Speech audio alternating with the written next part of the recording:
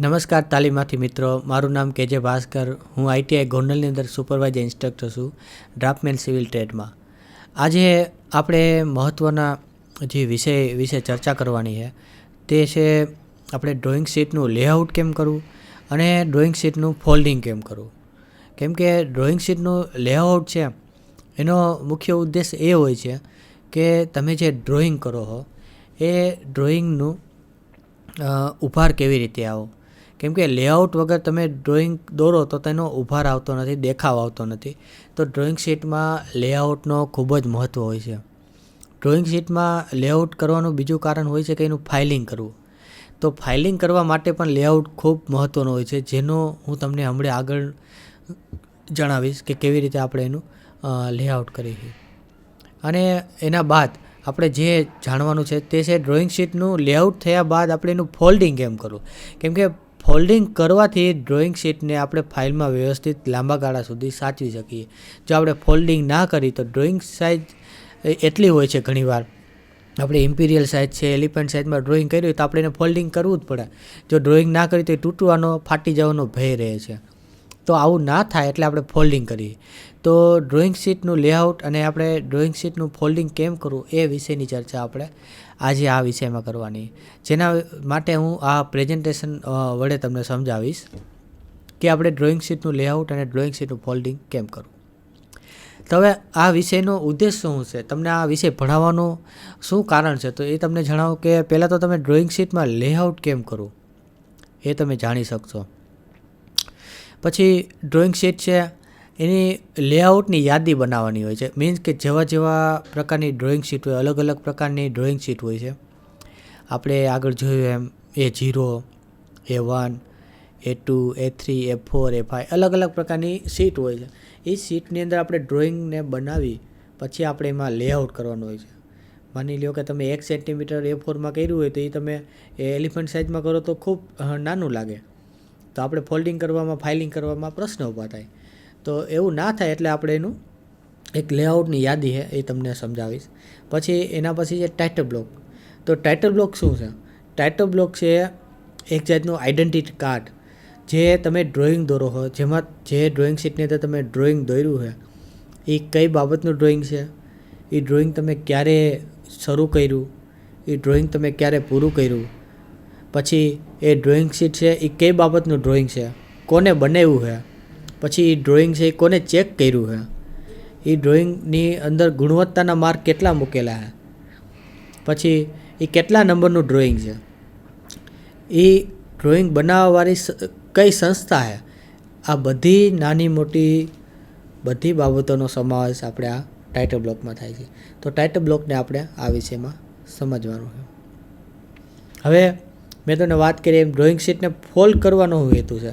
આપણે ડ્રોઈંગની શીટ છે એને ફોલ્ડ કરવાની શું જરૂર છે તે આપણે જાણવું હોય તો આપણે આની અંદર આ વિષયમાં જાણી શકીએ કે આપણે ડ્રોઈંગ શીટને કેવી રીતે ફોલ્ડ કરવાની. પછી આપણે ડ્રોઈંગ શીટમાં ફોલ્ડિંગની પદ્ધતિ હોય છે એ આપણે સમજવાની છે કે ડ્રોઈંગ શીટને આપણે એક ખાસ પ્રકારની પદ્ધતિ હોય છે કે પાછળ વારવાની, આગળ વારવાની, હોરિઝોન્ટલ વારવાની છે, વર્ટિકલ વારવાની છે. તો કે આ બધી ઝીણા મોટી વસ્તુ આપણે આ વિષયમાં ભણવાની છે. તો આ ટોપિકના ઉદ્દેશ્ય છે. હવે તમને જણાવું કે બોર્ડર રેખા એટલે કે આપણી લેઆઉટની જે લાઈન છે, બરાબર, આપણા ટાઇટલ સાથે ફ્રેમ દર્શાવતી લેઆઉટની વિગત છે. ડ્રોઈંગ શીટના કદની માહિતી, બરાબર, જે આપણે જાણીતો આપણે bureau of Indian standard BIS 10,721/1983માં સ્પષ્ટ રીતે બતાવેલું છે કે ભાઈ BIS 10,711/1983 આ આપણા સ્ટાન્ડર્ડ છે. બ્યુરો ઓફ આ ભારતીય માનક સંસ્થા એટલે કે આપણે ડ્રોઈંગ દોરવા માટે ડ્રોઈંગ બોર્ડની અંદર ટાઇટલ બ્લોક કઈ રીતે રાખવાના છે, ડ્રોઈંગ શીટ કેટલા પ્રકારની હોય છે, ડ્રોઈંગ શીટમાં આપણે બોર્ડર લાઇન, લેઆઉટ લાઇન કેટલી રાખવી, એ બધી જ વિગતોની માહિતી આપણે ઇન્ડિયન સ્ટાન્ડર્ડ BISની અંદર 10,711/1983માં સ્પષ્ટ રીતે લખેલી છે. એ મુજબ એનો આપણે ઉપયોગ કરતા હોઈએ છીએ. આ બ્યુરો ઓફ ઇન્ડિયન સ્ટાન્ડર્ડ મુજબ જ સ્ટ્રક્ચરનું બાંધકામ થાય છે. BIS સ્ટાન્ડર્ડ મુજબ જ ડ્રોઈંગ થાય છે. BIS સ્ટાન્ડર્ડ મુજબ જ ડ્રોઈંગના સાધનોનો ઉપયોગ થાય છે. BIS સ્ટાન્ડર્ડ મુજબ જ ડ્રોઈંગના ડ્રોઈંગના ઉપયોગ માટેના મટીરિયલનો ઉપયોગ થાય છે. બાંધકામમાં જે ટૂંકમાં આપણા ડ્રાફ્ટમેન સિવિલમાં એથી માનીને જેટલી પણ વસ્તુ આવે છે એ BIS મુજબ જ થાય છે. એમાં સીટ માટે અને લેઆઉટ ટાઇટલ બ્લોક માટેની જે બાબત છે એ આપણે ઇન્ડિયન સ્ટાન્ડર્ડ 10/711/1983માં ઉલ્લેખ છે. તો એ મુજબ જ આપણે કામ કરવાનું હોય છે. બરાબર. હવે ડ્રોઈંગ શીટમાં લેઆઉટ એના વિશે તમને જણાવું. હવે સૌપ્રથમ લેઆઉટ દોરવું હોય તો આપણે શું કરીએ, તો ડ્રોઈંગ બોર્ડની અંદર પહેલાં તો એક વર્કિંગ ડ્રોઈંગ શીટ આપણી છે એને ફિક્સ કરવા પહેલાં ન્યૂઝપેપર અથવા તો આના વેસ્ટ પેપર હોય જે ચોખ્ખા હોય એને આપણે ડ્રોઈંગ શીટમાં રાખી દેવા જોઈએ. ત્યારબાદ એની ઉપર એક કપડું પાથરીને આપણી વર્કિંગ શીટ રાખી દેવાની હોય છે. બરાબર, આવી રીતે. બરાબર. તો આ આપણું ડ્રોઈંગ બોર્ડ છે. બરાબર. ડ્રોઈંગ બોર્ડમાં આપણે વર્કિંગ શીટ રાખી દીધી. હવે આપણે ફાસ્ટનરની મદદથી આપણી વર્કિંગ શીટને ગોઠવી દેવાની અને ત્યારબાદ આપણી આ ડ્રોઈંગ શીટ છે એમાં આપણે લેઆઉટ કરવાનું હોય છે. તો લેઆઉટમાં દરેક જગ્યા ફિક્સ હોય છે. બોર્ડર લાઇનની જગ્યા ફિક્સ હોય છે. તમે જોઈ શકતા હશો કે આ ભાગ એટલો બધો પહોળો નથી, આ ભાગ પણ નથી, આ ભાગ પણ નથી અને આ ભાગ વધારે પહોળો છે. એટલે કે આની સાઈડ તમે જાઓ તો 1 સેન્ટીમીટર, આની સાઈડ જાઓ તો 1 સેન્ટીમીટર અને આ ભાગની સાઈડ જાઓ તો 1 સેન્ટીમીટર અને આ ભાગ છે 2 સેન્ટીમીટર. આ ભાગ પહોળો એટલે રાખવામાં આવે છે કે ડ્રોઈંગ શીટમાં ડ્રોઈંગ કમ્પ્લીટ થયા બાદ આપણે ફાઇલિંગ કરવું હોય તો આપણે આનો ઉપયોગ કરી શકીએ. તો આ આપણો ડ્રોઈંગ શીટનું લેઆઉટ કેવી રીતે કરવું એના વિશેની માહિતી છે કે ભાઈ આ ભાગ પહોળો એટલે રાખીએ કે આપણે ફાઇલમાં ફોલ્ડિંગ કરવા માટે. પણ આમાં એક મહત્ત્વની બાબત એ છે ટાઇટલ બ્લોકની. તો ટાઇટલ બ્લોક હંમેશા આપણે તમે ડ્રોઈંગ શીટમાં જોઈ શકતા હશો કે ભાઈ જમણી બાજુ ખૂણામાં જ દોરવામાં આવે છે. આ ટાઇટલ બ્લોકની જગ્યા 185 સેન્ટીમીટરની કોલીની લંબાઈ હોય છે. બરાબર. એવી રીતે આમાં તમે જુઓ તો ટાઇટલ બ્લોકમાં મેં તમને જણાવ્યું એમ કે ભાઈ ક્યારે ડ્રોઈંગ ચાલુ કર્યું, ક્યારે પૂરું કર્યું, ડ્રોઈંગ કોના દ્વારા બનાવવામાં આવ્યું છે, ડ્રોઈંગના નંબર શું છે, ડ્રોઈંગના ક્વોલિટી પર્પઝ પૂરા કરે છે કે નહીં, ડ્રોઈંગ કોઈ સંસ્થામાંથી બનાવી તો સંસ્થાનું નામ છે કે નહીં. બરાબર છે. એ બધી વિગતો આપણને આમાં મળે છે. તો આગળ જેમ આપણે ઇન્ડિયન સ્ટાન્ડર્ડ 10/711/1983 મુજબ અને આ આપણા કેવી રીતે કઈ જગ્યાએ કઈ વસ્તુ હોય એનો ઉલ્લેખ છે એ મુજબ આપણે તમે જોઈ શકતા હશો લેઆઉટમાં આ ડ્રોઈંગ શીટ છે, ટ્રીમ ડ્રોઈંગ શીટ. એમાં આપણે જગ્યા પહોળી રાખી છે ફાઇલ માટે. એટલે આપણે અહીંથી ખૂણાથી પોઈન્ટ લઈ લેવાનો 1 સેન્ટીમીટરનો, એક ખૂણો અહીંયા પોઈન્ટ મારી દેવાનો. પછી આપણે લાઈન ખેંચી લેવાની પેરેલલ ડ્રાફ્ટર અથવા તો ટીસ્કેરની મદદથી. પછી અહીંથી આપણે જોઈ લેવાનું 1 સેન્ટીમીટર, તો એ એક ભાગ મારી દેવાનો. પછી પાછી વર્ટિકલ લાઈન ખેંચી લેવાની. બરાબર. અહીંથી માપી લેવાનું 1 સેન્ટીમીટર, પાછી આપણે એક હોરિઝોન્ટલ લાઈન ખેંચી લેવાની અને પછી પાછું વર્ટિકલ લાઈન. તો તમને એક સ્પેસ મળી જાય. આ ભાગ છે એને વર્કિંગ સ્પેસ કહેવાય, ડ્રોઈંગ સ્પેસ કહેવાય. આમાં તમારા ડ્રોઈંગ તમારે દોરી શકો. પછી તમે પ્લાન દોરો, એલિવેશન દોરો, સેક્શન દોરો કે કોઈ પણ બીજી તમારા સાઇટ પ્લાન, કી પ્લાન, લેઆઉટ પ્લાન જે પણ તમે દોરી શકો. પણ મહત્ત્વની બાબત છે આનું લેઆઉટ અને આના ટાઇટલ બ્લોક. આના વગર તમારું આ સ્ટાન્ડર્ડ ડ્રોઈંગનું જળવાય નહીં અને તમારા ડ્રોઈંગનો દેખાવ પણ ના આવે અને ડ્રોઈંગ વિશે અમુક માહિતી છે એ પણ મળે નહીં. તો આ માટે તમારે આનું ખાસ ધ્યાન રાખવું. બોર્ડર લાઇનનું, તો બોર્ડર લાઇનનું કઈ રીતે ધ્યાન રાખવું, તો કે બધા જ ડ્રોઈંગ માટે બોર્ડર લાઇન જરૂરી. મેં તમને વાત કરી એમ કે ભાઈ બોર્ડર લાઇન વગર, તમારી લેઆઉટ લાઇન વગર તમારું ડ્રોઈંગનો દેખાવ આવતો નથી. એટલે આપણે બોર્ડર લાઇન જરૂરી છે. તો હવે એ જે સ્ટાન્ડર્ડ જે લાઇન છે બોર્ડર લાઇન, એની થિકનેસ કેટલી હોવી જોઈએ, તો કે 0.60 mmની થિકનેસ. એટલે 2H પેન્સિલ વાપરો એટલે તમને આ થિકનેસ મળી જાય. 0.60 mm થિકનેસ હોવી જોઈએ. બરાબર. હવે ઉપર જમણી અને નીચે બાજુ 10 mmનું માર્કિંગ હોવું જોઈએ. એટલે કે 1 સેન્ટીમીટર. તો આમાં એવું હોય કે જેવી ડ્રોઈંગ શીટ હોય અમુક ઠેકાણે તમારે જેવી રીતના ડ્રોઈંગ શીટનો ઉપયોગ એ પ્રમાણે કરવાનો છે. 1 સેન્ટીમીટર 10 mm એનો ઉપયોગ કરવાનો. જમણી બાજુ આપણે નીચેની બાજુ અને આપણે જમણી બાજુ. બરાબર. ઉપર નીચે અને જમણી બાજુ 10 mmનું માર્જિન તો હોવું જ જોઈએ. હવે ડાબી બાજુ આપણે 20 mm 10 mm વધારે એટલે રાખી છે કેમ કે આપણે એમાં ફોલ્ડિંગ કરવાનું છે, ફાઇલિંગ કરવાનું હોય છે. એટલે એ ભાગ આપણે ફાઇલિંગ કરી વ્યવસ્થિત, એના માટે એ જગ્યા વધારે આપણે માર્જિન રાખી છે 10 20 mmનું. બરાબર. તો આ વસ્તુ કઈ વસ્તુ, આ જે માર્જિન છે કે ભાઈ લાઇનની જાડાઈ 60 mm, પછી આપણું માર્જિન છે ઉપર નીચે જમણી બાજુ 10 mm અને ડાબી બાજુ 20 mm. તેનું માર્કિંગ છે એ કઈ શીટમાં એપ્લાય છે, તો કે ભાઈ A0 size, A1 size, A2 size ને A3 સાઇઝ, તો એમાં આ વસ્તુ લાગુ પડે. એમાં આ બધી જે ડ્રોઈંગ શીટો છે એમાં આપણે ડાબી બાજુ માર્જિન મોટા રખાય છે. બરાબર. એટલે એની ફાઇલ આપણે સરળતાથી રાખી શકીએ. હવે ફરીથી આપણે આ જોઈ લઈએ. આ તમે તમારી નોંધપોથીમાં નોંધી લેજો કે બોર્ડર લાઇનની પહોળાઈ 0.60 mm, પછી ટોચનું માર્જિન 10 mm, જમણી બાજુનો ગાળો 10 mm, બોટમ બાજુનો ગાળો 10 mm અને ડાબો હાંસિયો એટલે કે ગાળો 20 mm. એટલે આ એટલા માટે આગળ વાત કરીએ ફાઇલિંગ કરવા માટે.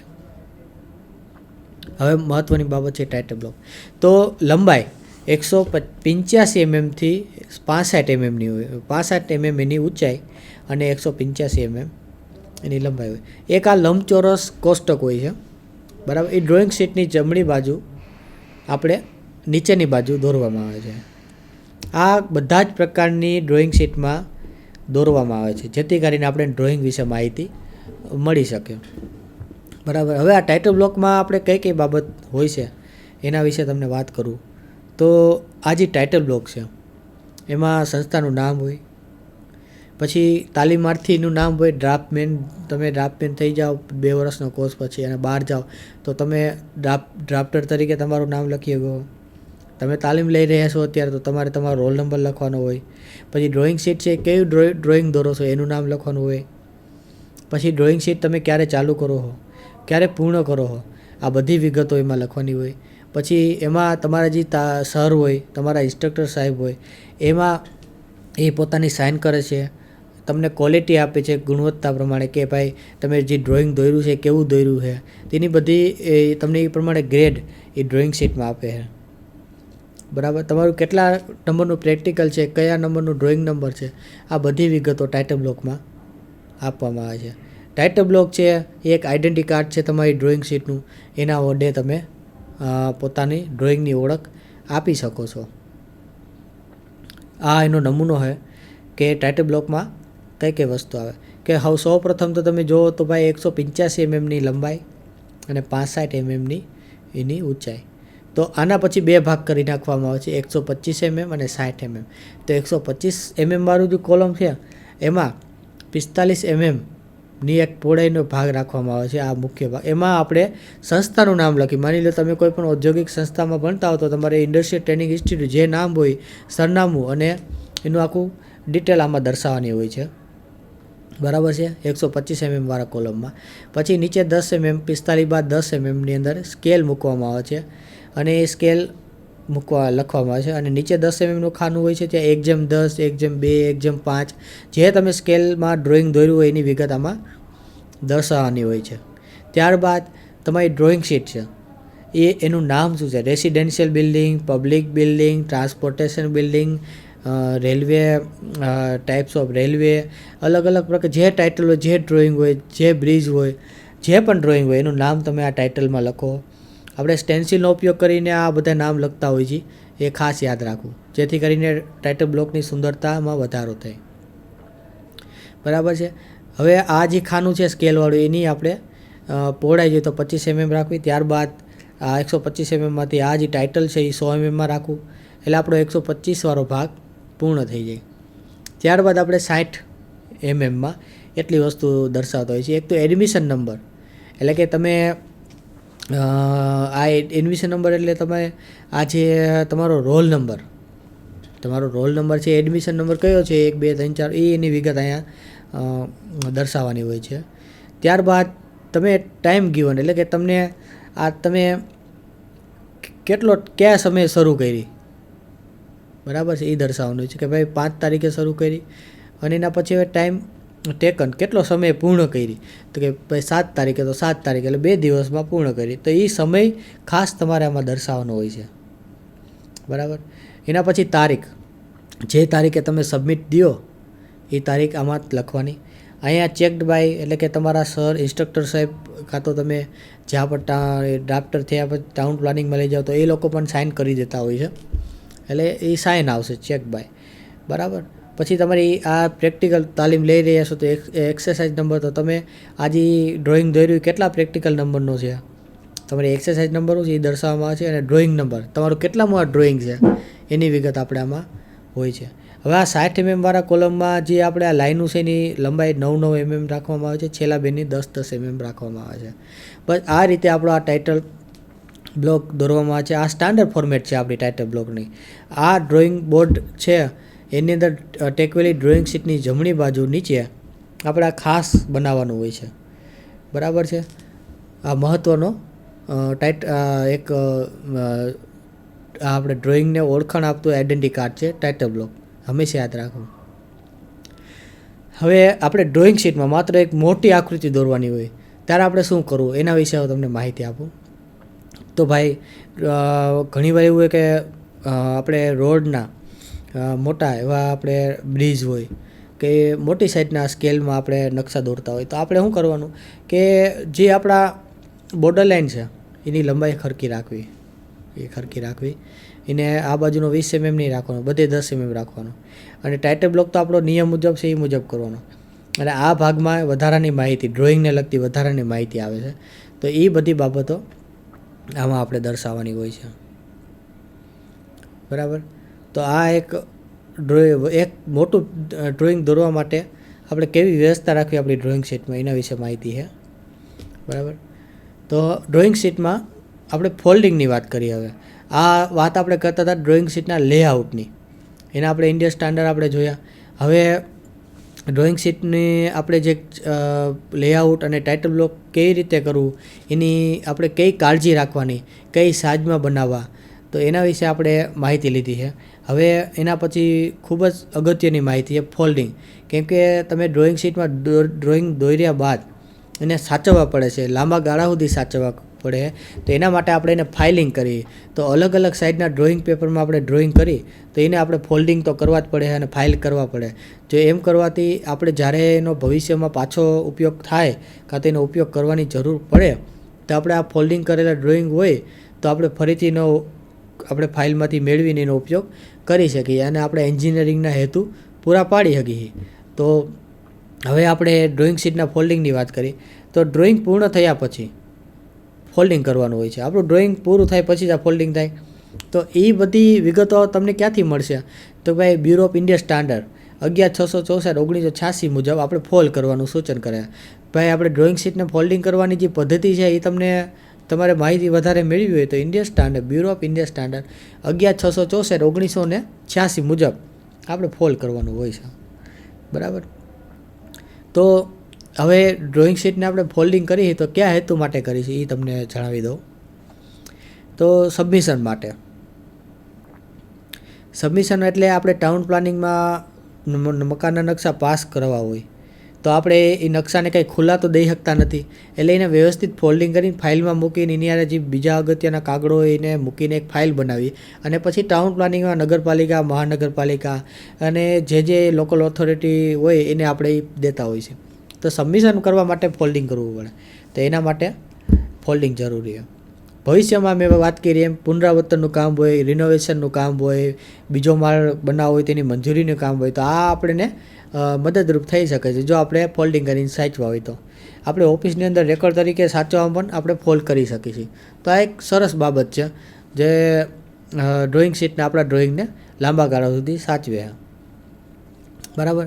તો આપણે ડ્રોઈંગ શીટ છે એને આપણે ફોલ્ડ કરવા માટેની પદ્ધતિ હોય છે કે હંમેશા પહેલાં તો ઊભી રીતે ફોલ્ડ કરવાની, પછી આગળ પાછળ ફોલ્ડ કરવાની અને ડ્રોઈંગ આપણું જે ડ્રોઈંગ છે એને ફોલ્ડ કરી તો આપણે પહેલાં જોઈ લેવાનું આપણા ડ્રોઈંગની ફાઇલનું કદ કેવું છે. ડ્રોઈંગની માની લો કે ડ્રોઈંગ આપણું મોટું હોય તો આપણે ફાઇલ એ રીતે પસંદ કરવી જેથી કરીને ડ્રોઈંગ સચવાઈ જાય.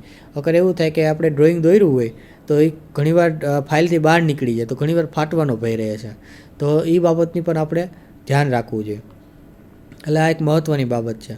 પછી ફોલ્ડિંગ કરી ત્યારે આપણે એ જોવું જોઈએ કે આપણું ફોલ્ડ કરેલી વસ્તુ આપણે ફાઇલ કરી દીધી પછી એવી જગ્યાએ રાખવી જોઈએ કે જેથી કરીને એ બગડે નહીં, કાં તો એવી એક જગ્યાએ રાખવી જોઈએ કે આપણું ડ્રોઈંગ સળગી જાય, કાં તો આપણું ડ્રોઈંગ ફેલ જાય, કાં તો આપણું ડ્રોઈંગ મળે નહીં. એવું નહીં, ફાઇલને યોગ્ય ક્રમમાં ડ્રોઈંગને યોગ્ય ક્રમમાં રાખી ફાઇલને નંબર આપીને વ્યવસ્થિત આપણે આપણું ફોલ્ડિંગ એમાં રાખવું જોઈએ જેથી કરીને ભવિષ્યમાં સરળતાથી મળી શકે. બરાબર.